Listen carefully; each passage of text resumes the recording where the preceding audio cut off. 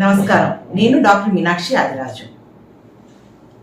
ప్రేక్షకులందరికీ కూడా పరాభవనామ సంవత్సర శుభాకాంక్షలు. ఈ సంవత్సరంలో ఉండే ముఖ్యమైన తిథులు ముందుగా తెలుసుకుందాం. యమునా నది పుష్కరాలు రాబోతున్నాయి. అవి 2 జూన్ నుంచి 13 జూన్ వరకు ఉంటాయి. తర్వాత 15 జూలై నుంచి 13 ఆగస్టు వరకు గురుమౌఢ్యం ఉంది. అట్లాగే 17 అక్టోబర్ నుంచి 30 అక్టోబర్ వరకు శుక్రమౌఢ్యం ఉంది. ఈ 2 సమయాల్లో కూడా మనం ఏ శుభకార్యాలు తలపెట్టాం. తర్వాత 4 మే నుంచి 28 మే వరకు కూడాను కర్తరి సమయం. ఈ సమయంలో గృహ నిర్మాణం మనం నిషిద్ధంగా భావిస్తాం. అంటే ఎండలో పనిచేసేవన్నీ కూడా ఎండాకాలం కాబట్టి ఆ సమయంలో చెయ్యం.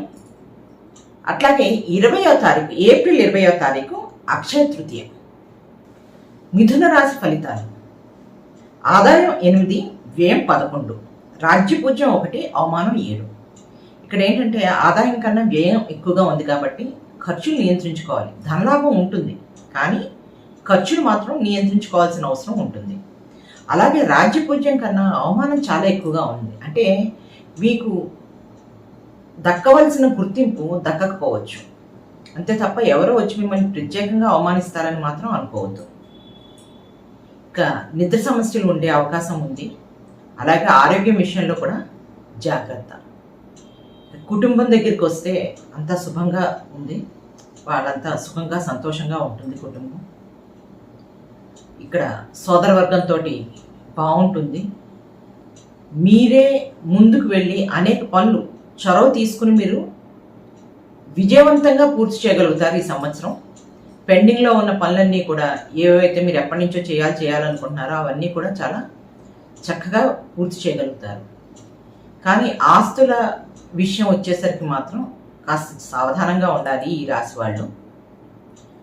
అనుకోని సంఘటనలు జరిగే అవకాశం ఉంది కాబట్టి మీకు దైవబలం అవసరం. దైవాన్ని ప్రార్థించుకుని ఏ పనన్నా మొదలుపెట్టండి.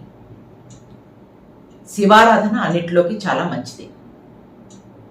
ఇక విద్యార్థుల విషయంలో చక్కగా ఉంది. వాళ్ళ మానాన్న వాళ్ళు చక్కగా చదువుకుంటారు. అక్కడేం ప్రాబ్లం లేదు. సంతానం ప్రయోజకులు అవుతారు. ఇక పరీక్షల్లో ఉత్తీర్ణత శాతం పెరుగుతుంది. భాగస్వామి మద్దతు ప్రతి విషయంలోనూ ఉంటుంది. మీకు ఆకస్మిక ధనలాభం ఉండే అవకాశం కూడా ఉంది ఈ సంవత్సరం. పై చదువులు చదివే విద్యార్థులు మాత్రం శ్రద్ధ పెట్టడానికి కష్టాలు పడవలసి వస్తుంది. వెంటనే ఫోకస్ కుదరదు. ఆ కాన్సన్ట్రేషన్ అది కావాలంటే మాత్రం కొద్దిగా కష్టపడాలి. ఇక వృత్తి ఉద్యోగాల్లో పనులు ఆలస్యం అయ్యి మిమ్మల్ని ఇబ్బంది పెట్టే అవకాశం ఉంది. దానివల్ల ఒత్తిడి కూడా ఉండొచ్చు. ఆ స్ట్రెస్ ఫీల్ అవ్వచ్చు. దీనికి శాంతులు మీరు చేసుకోవాల్సింది ఏంటంటే శివారాధన చాలా అవసరం. అలాగే దుర్గాదేవిని కూడా ప్రార్థించుకోండి. మీరు చేయగలను అనుకుంటే కనుక దుర్గా ద్వాత్రిశనామ స్తోత్రం అని 11 లైన్లు ఉంటుంది అంతే. అది చిన్నది. అదొక 3 సార్లు ప్రతిరోజు స్నానం చేసిన తర్వాత అమ్మవారిని తలుచుకొని చదువుకుంటే చాలా మంచిది. శివారాధన మీ స్థాయిని బట్టి మీరు చేసుకోండి. ఏది కాకపోతే కనుక శివ పంచాక్షరి ఓం నమ శివాయ మీకు అన్ని విధాలుగా మేలు చేస్తుంది.